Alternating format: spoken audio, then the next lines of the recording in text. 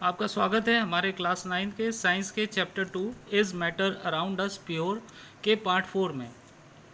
इस पार्ट में हम पढ़ेंगे how can we obtain different gases from air. हवा से हम कैसे फ़र्क गैसेस को प्राप्त कर सकते हैं। हवा एक होमोजेनियस यानी एक सजातीय मिश्रण है और फ्रैक्शनल डिस्टिलेशन यानी कि अलग अलग हिस्सों द्वारा उसके घटकों में अलग किया जा सकता है। इसका फ्लो डायग्राम जो फिगर 2.11 में दिया है प्रक्रिया के चरणों को दर्शाता है। आइए देखते हैं इस डायग्राम को, इस फ्लो चार्ट को। एयर बढ़ते दबाव और घटते तापमान से कंप्रेस्ड और ठंडा करना। Liquid air fractional distillation column में धीरे धीरे गर्म होने देना।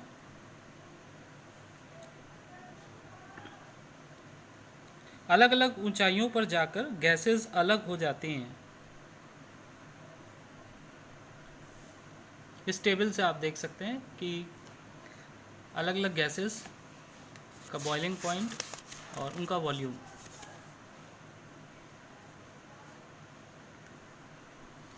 अगर हम हवा से ऑक्सीजन गैस चाहते हैं, जैसा कि फिगर 2.12 में दिया है, हमें हवा में मौजूद अन्य सभी गैसों को अलग करना होगा। हवा में दबाव बढ़ाकर कंप्रेस किया जाता है और तब लिक्विड एयर पाने के लिए टेम्परेचर घटाकर उसे ठंडा किया जाता है। एक फ्रैक्शनल डिस्टिलेशन कॉलम में इस लिक्विड एयर को धीरे धीरे गर्म किया जाता है, जहां अपने बॉइलिंग पॉइंट के आधार पर अलग अलग ऊंचाइयों पर गैसेस अलग हो जाती हैं।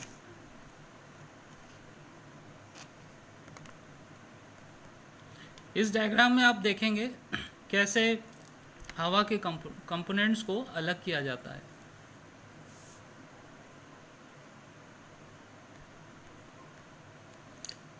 अब हम देखेंगे कि किस तरह से इम्प्योर सैंपल से प्योर कॉपर सल्फेट को प्राप्त किया जा सकता है।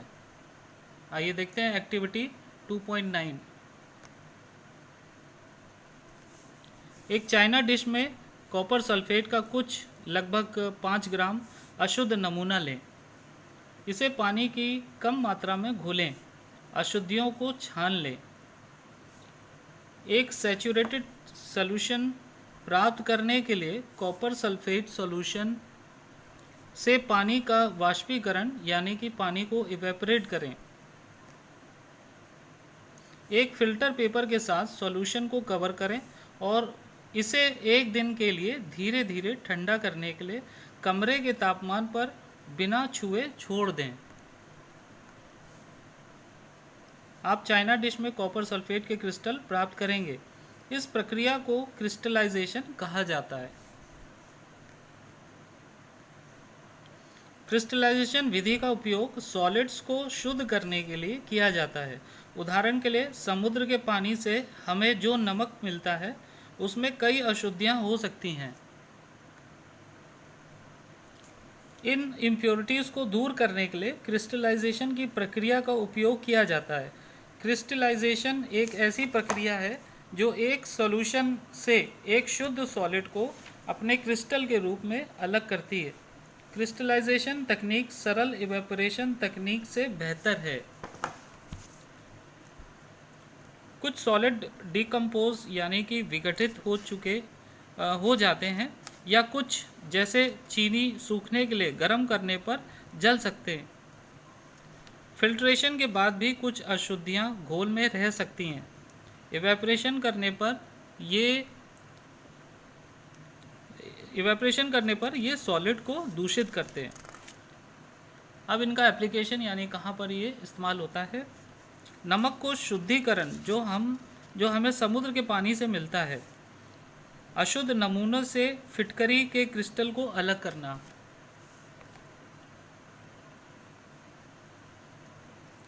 इस प्रकार एक मिश्रण के घटकों की प्रकृति के अनुसार ऊपर दी गई विधियों में से एक को चुनकर हमें एक शुद्ध पदार्थ मिलता है। टेक्नोलॉजी में प्रगति के साथ सेपरेशन तकनीकों के कई और तरीकों को तैयार किया गया है। शहरों में पीने के पानी की आपूर्ति वाटर वर्क्स से की जाती है। एक सामान्य पानी के काम फ्लो डायग्राम के द्वारा फिगर 2.13 में दर्शाया है। इस फिगर से अपने घर को पीने के पानी की आपूर्ति को वाटर वर्क से प्राप्त करने के लिए शामिल प्रक्रियाओं को लिखें और अपनी क्लास में चर्चा करें। ये वो फिगर है जिससे आप समझ सकते हैं कि वाटर वर्क्स में वाटर प्यूरिफिकेशन सिस्टम कैसा होता है।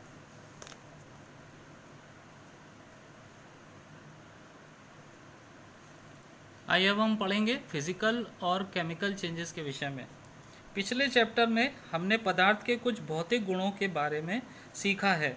वह गुण जो देखे जा सकते हैं और जैसा कि रंग, कठोरता, तरलता, घनत्व, मेल्टिंग पॉइंट, बॉइलिंग पॉइंट आदि भौतिक गुण हैं। मैटर के स्टेट का आपस में बदलना एक फिजिकल यानी भौतिक परिवर्तन है, क्योंकि ये परिवर्तन रचना में परिवर्तन के बिना होते हैं और पदार्थ की रासायनिक प्रकृति में कोई परिवर्तन नहीं होता है।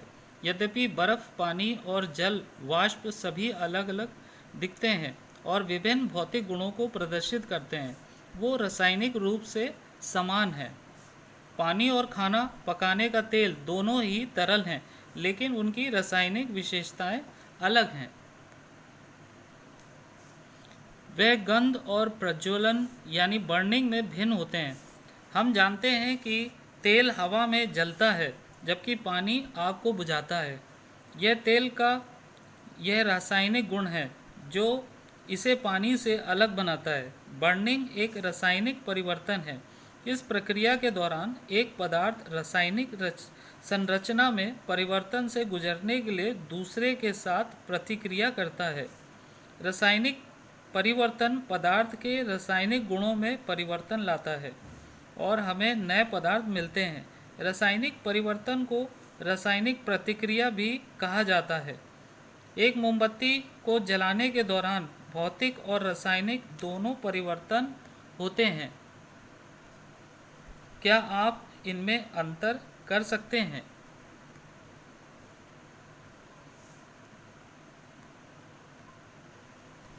What are the types of pure substances? Pure substances के क्या क्या प्रकार हैं? उनकी रासायनिक संरचना के आधार पर पदार्थों को तत्वों या कंपाउंड के रूप में वर्गीकृत किया जा सकता है।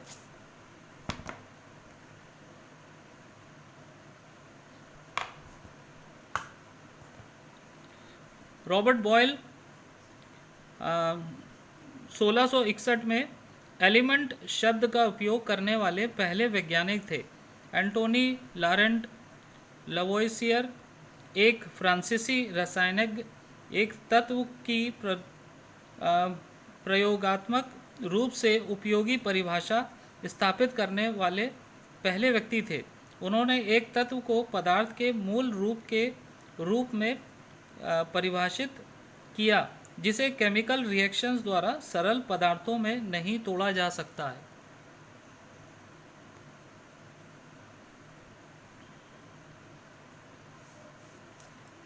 तत्वों को समान रूप से मेटल्स, नॉन मेटल्स और मेटलॉइड्स में विभाजित किया जा सकता है। धातु आमतौर पर निम्नलिखित गुणों में से कुछ या सभी दिखाते हैं। उनके पास एक चमक होती है। उनके पास सिल्वर ग्रे या सुनहरा पीला रंग होता है। वे गर्मी और बिजली का संचालन करते हैं। वे डक्टाइल होते हैं यानी कि उन्हें तारों में खींचा जा सकता है। वे मीलेबल होते हैं यानी कि उन्हें पतली चादरों में पीटकर परिवर्तित किया जा सकता है। वे सोनोरस होते हैं यानी कि उन्हें पीटने पर घंटा बजने की ध्वनि निकलती है।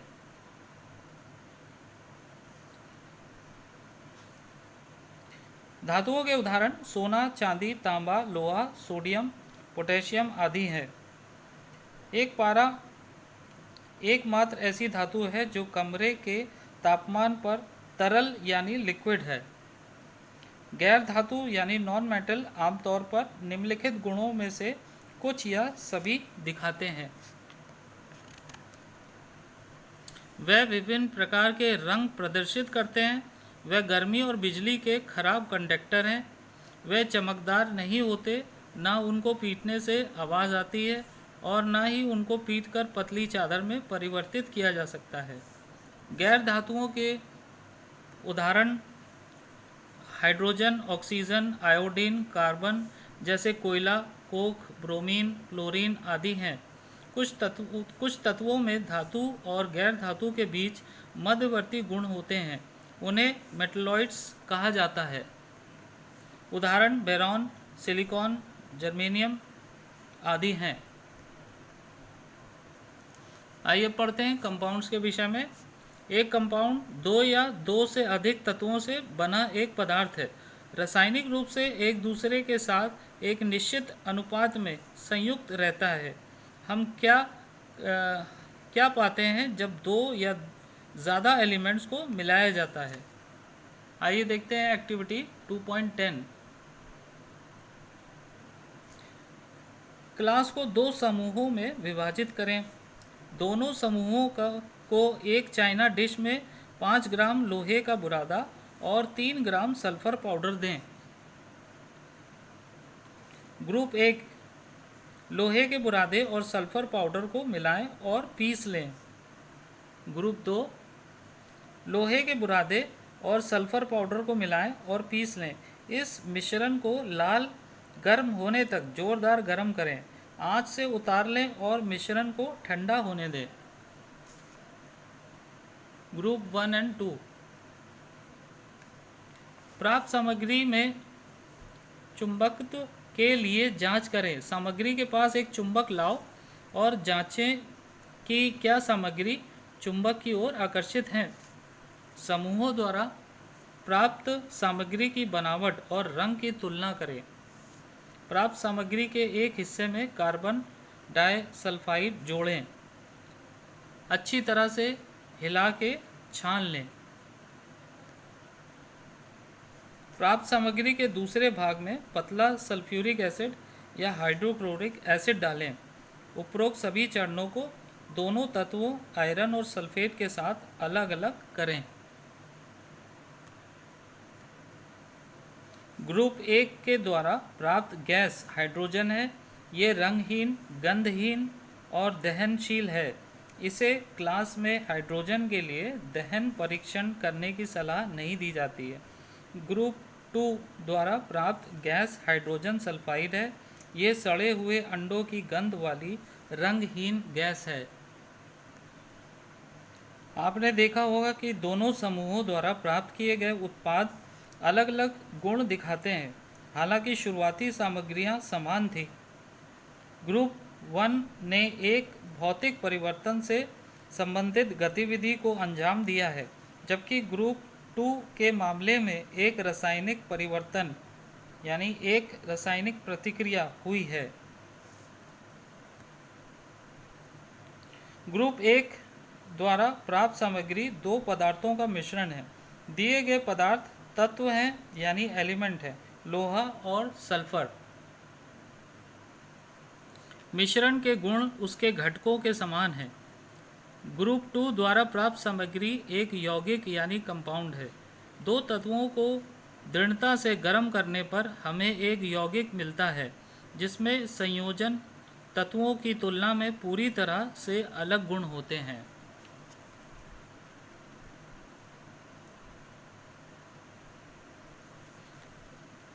एक कंपाउंड की संरचना पूरे में समान है। हम यह भी देख सकते हैं कि कंपाउंड की बनावट और रंग पूरे समान है। इस प्रकार हम निम्नलिखित ग्राफिकल आयोजन में पदार्थ की भौतिक और रासायनिक प्रकृति को संक्षेप में प्रस्तुत कर सकते हैं।